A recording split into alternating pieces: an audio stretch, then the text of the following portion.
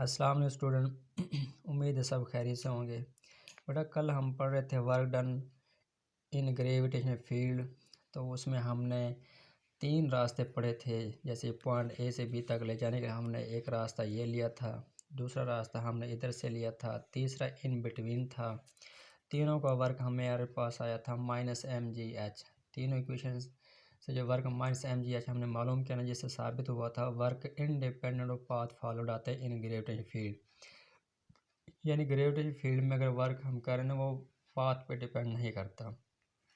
आज हमने उसी टॉपिक का एक छोटा सा आर्टिकल है, ये लॉन्ग में भी आ जाता है और शॉर्ट में भी आता है कि वर्क डन अलोंग ए क्लोज पाथ। हम अगर क्लोज पाथ में वर्क के बारे में पढ़ेंगे।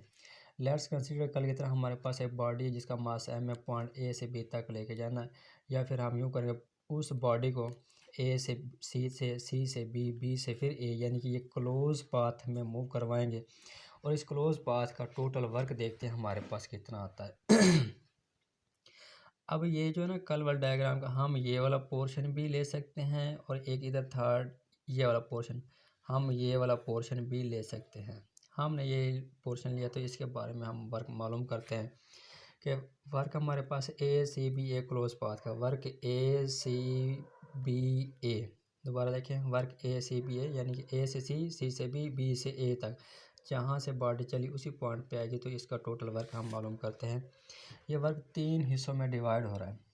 कौन कौन से? वर्क ए से सी ये आ गया, फिर सी से बी ये आ गया, फिर बी से ए ये वर्क आ गया। अब हमने ये तीनों वर्क मालूम करने और इसी इक्वेशन में पुट करेंगे, हम देखेंगे वर्क क्या आता है। पहले वर्क मालूम करते हैं ए से सी। ये under the force of gravity, gravity की फोर्स होती है ना, वेट के बराबर होती है बॉडी की, वो है हमारे पास mg। इसका डिस्प्लेसमेंट है वो है ए से cos थीटा। अब थीटा ना 90 डिग्री, क्योंकि फोर्स ऑफ ग्रेविटी लगी डाउनवर्ड, बॉडी डिस्प्लेसमेंट इस फॉर्म में है, तो हम पुट करेंगे थीटा की जगह क्या आएगा 90, और हम जानते हैं cos 90 होता है 0 के बराबर। इधर हम cos 90 0 पुट करें तो पूरा वर्क हमारा ए से सी क्या आ जाएगा 0, यानी ए से सी तक कोई वर्क नहीं हो रहा। अब हम वर्क मालूम करते हैं सी से बी की तरफ।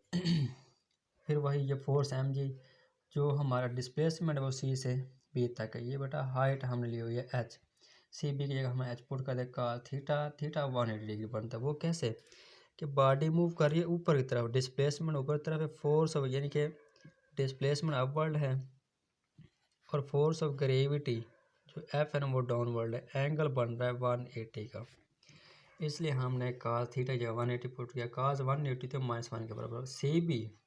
सी से जो बी है ना बेटा, ये हाइट h के बराबर है, हमने इसकी जगह h पुट कर दिया, तो -mgh आ जाएगा हमारे पास वर्क सी से ए। अब रह गया बी से ए, यानी कि ये थर्ड जो स्टेप है। इस वर्क को मालूम करने के देखें बेटा, ये है एक कर्व। जो कर्व होती है ना, उसको हम 2 कंपोनेंट में रिजॉल्व कर देते हैं छोटे छोटे स्टेप में। इसका ये वाला कंपोनेंट वाई एक्स, ये एक्स एक्स, ये वाई एक्स में हम डिवाइड करते जाएंगे। अब इस डायग्राम में देखेंगे, जब हमने ये एक्स कोलम वर्क मालूम किया था ना 0 आया था, जिससे हमें ये रिजल्ट मिलता है कि इसमें हर एक एक्स एक्सिस के अलोंग हमारे पास कंपोनेंट ना वर्क 0 आएगा। हमने सिर्फ वाई वाले का वर्क मालूम करना है। अब इसमें देखें, हर वाई वाले कंपोनेंट में बॉडी डाउनवर्ड आ रही है और फोर्स ऑफ ग्रेविटी किधर लग रही है, डाउनवर्ड लग रही है, दोनों सेम डायरेक्शन में, तो फोर्स और डिस्प्लेसमेंट एंगल बनेगा 0 डिग्री। अब हम इसमें हर एक स्टेप का अलग अलग वर्क मालूम करते हैं, यानी कि ये हम del Y 1 del Y 2 del y 3 up to 1 चलता है डेल वाई n तक। देखें वर्क हमारा बी से mg by force del Y 1 cos 0 degree, मैंने अभी बोला दोनों सेम डायरेक्शन, क्योंकि अब बॉडी डाउनवर्ड आ रही है।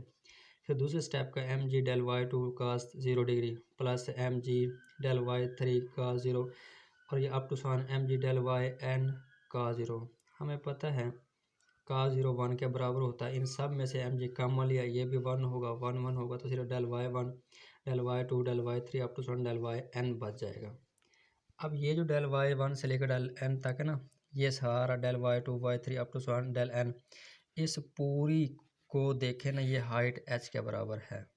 तो फिर हम कह सकते हैं जो हमारे पास del Y 1 del Y 2 up to 1 n तक है ना, ये सारा हमारा h के बराबर है। अगर h के बराबर है तो फिर ये mg, इसकी जगह हम h पुट कर देंगे, यानी वर्क b से a जो है ना mgh आ गया। मैं दोबारा फिर देखिए, हमने वर्क ए से सी लिया था 0 आया था, फिर सी से ए लिया था -mgh, ठीक है, और जो हमने बी से ए लिया +mgh। अब ये तीनों जो वैल्यू है वर्क की, हम इस इक्वेशन में पुट करेंगे। हमने पुट किया, ये 0 -mgh +mgh कट गया, वर्क क्या आ गया 0।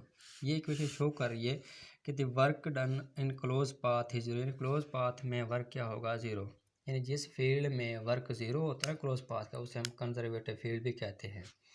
यह था हमारा work done by gradient field का छोटा सा आर्टिकल। तो इंशाल्लाह कल हम नेक्स्ट टॉपिक पढ़ेंगे। ओके, खुदा हाफिज़।